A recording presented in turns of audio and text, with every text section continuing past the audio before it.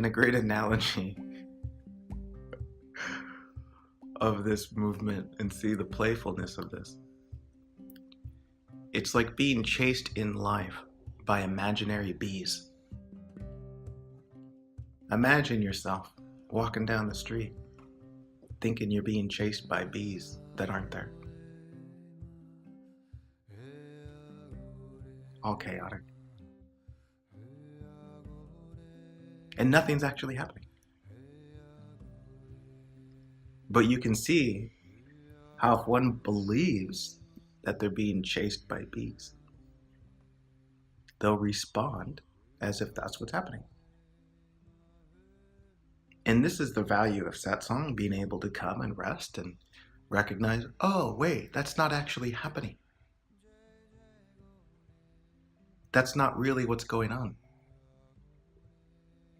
And then you relax into what's actually here, even though there might be the noise of what you believe are bees. And you see that it's just thought moving. Just the mind. Whispers. And these whispers in the mind say all sorts of fascinating things. Unending commentary.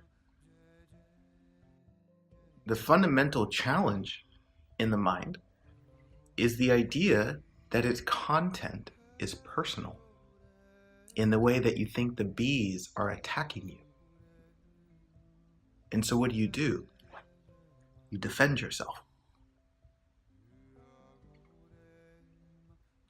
And how do you defend yourself in the mind? With more thinking. Which does what? Amplifies the content. Ultimately realizing we're not getting anywhere. It's like the example of you're outside watering your garden and you have this crazy neighbor on the other side of the fence who pokes his head up and hurls out the most ridiculous insults. Says, hey, you turd stomper, why don't you try better at catching those clouds, nanny wagon? Just nonsense.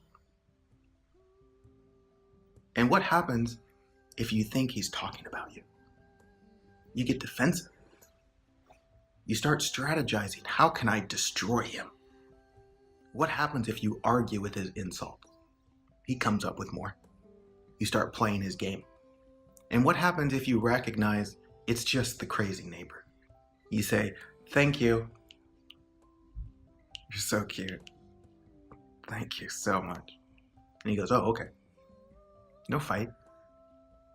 But just see the dilemma you could get yourself in believing it's about you. You start strategizing. Who can I call? What paperwork can I file to end this insanity? That's about me. Becomes your life mission. But yet to recognize it for what it is, the innocent confusion of another played in his own mind. The sound he makes from over the fence blends in with the sound of the cars passing by. It's just the crazy neighbor. Not a big deal. It's just life being life. You see how it instantly transforms from a threat to a playful innocence. It's kind of cute. It was never about you.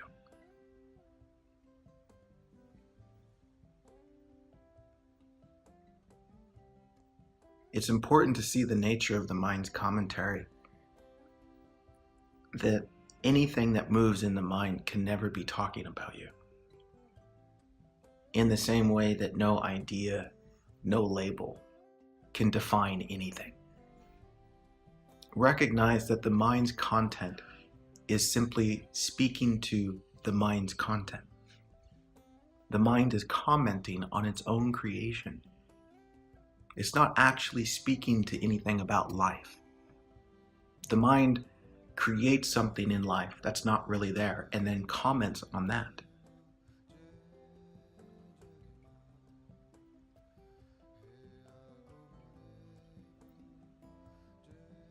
In this, you see its playful nature, its creative ability.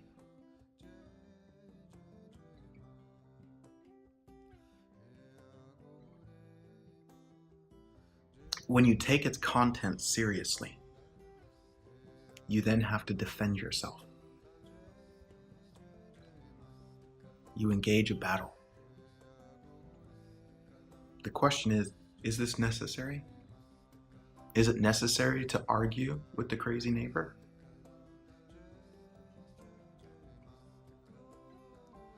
Is it even about you?